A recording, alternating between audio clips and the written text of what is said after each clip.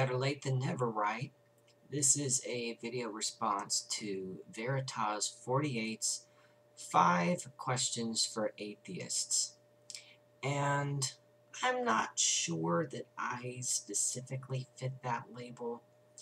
I wouldn't necessarily say that I don't believe that any God exists, but I'm not so sure that any particular religion has gotten it right. You did mention that you wanted as many people as possible to respond to these questions, so here goes.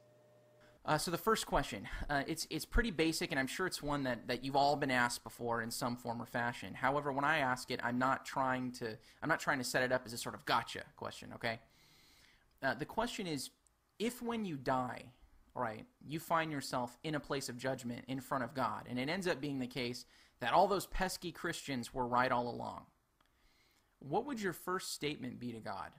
If you could choose anything to say to God at that point, what would it be and why? Assuming that Christianity is the correct religion, I would ask this particular God why he would allow the most important message in the history of the universe to be so easily misunderstood as nothing but the traditions of men that people were making up as they went along. And that in fact, disbelief would be the more likely position after being exposed to this evidence. Why would he allow that to happen if having a relationship with as many human beings as possible was the desired goal? The second question is, again, something that you've all probably been asked quite a bit, but I want to have my shot at asking it too, okay? What sort of evidence would you find sufficient for you to abandon atheism and become a believer in God? Not particularly Christianity per se, but just God, like a general sort of theism. When it comes to evidence, a holy book is not really going to cut it for me. So if the theistic God we're dealing with is omnipotent, like the Christian God is written as being, then it would be possible for him to be able to create a testable, reproducible evidence of his intervention in the natural world. I think that would be pretty convincing. Third, do you think the new atheist movement is ultimately a good thing or a bad thing for free thinkers and skeptics?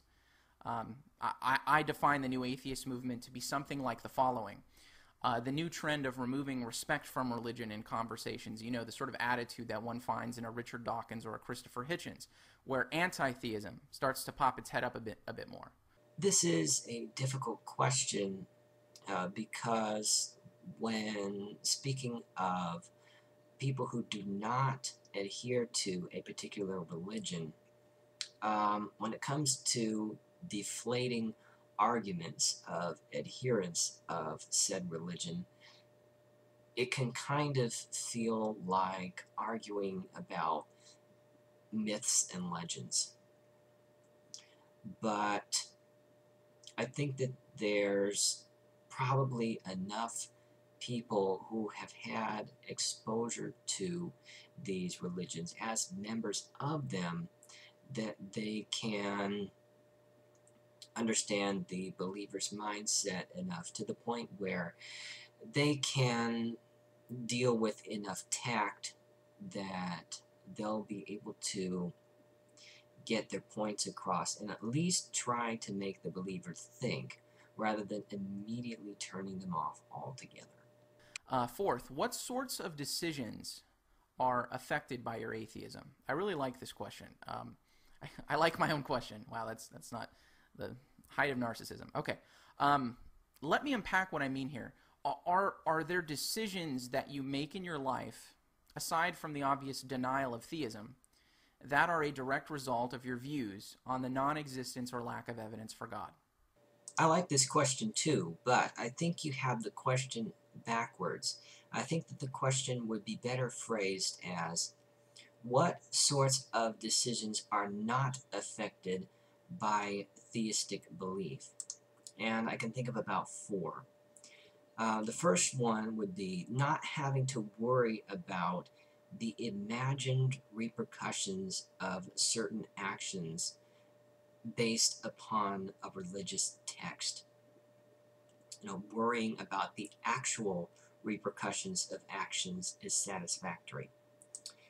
Do not have to worry about why the Christian God allows misfortunes and suffering to happen to good people.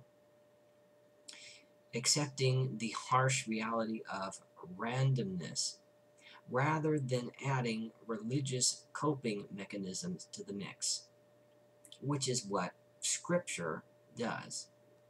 Although you can see Job and Ecclesiastes for a different point of view on that. I do not have to be discriminatory towards gay and lesbian people.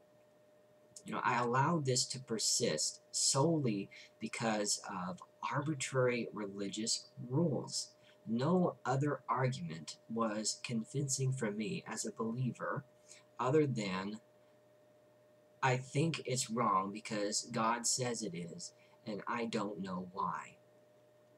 And I don't have to think of most of the other people around me having something fundamentally wrong with them, and that they deserve to suffer forever, and worrying about them avoiding that fate.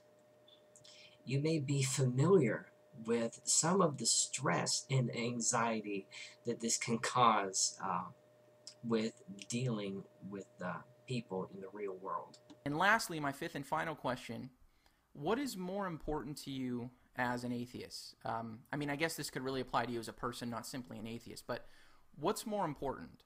Acquiring as many true beliefs as possible, or not acquiring as many false beliefs as possible? Gaining true beliefs about the world is more important than not gaining false beliefs, because it is through gaining true beliefs that false beliefs are eliminated. I do have one question for you, though, and it's somewhat related to the first question that you asked in your video. What if, upon death, you meet God and you find out that the Jews were right, and you find out that you committed whoredom with the anti-Torah propaganda of the false apostle Paul, and you worshipped a mere man as God for your entire life? What would your reply to God be regarding those charges? Would you expect more mercy from God than you believe that your version of Yahweh will have toward the Jews?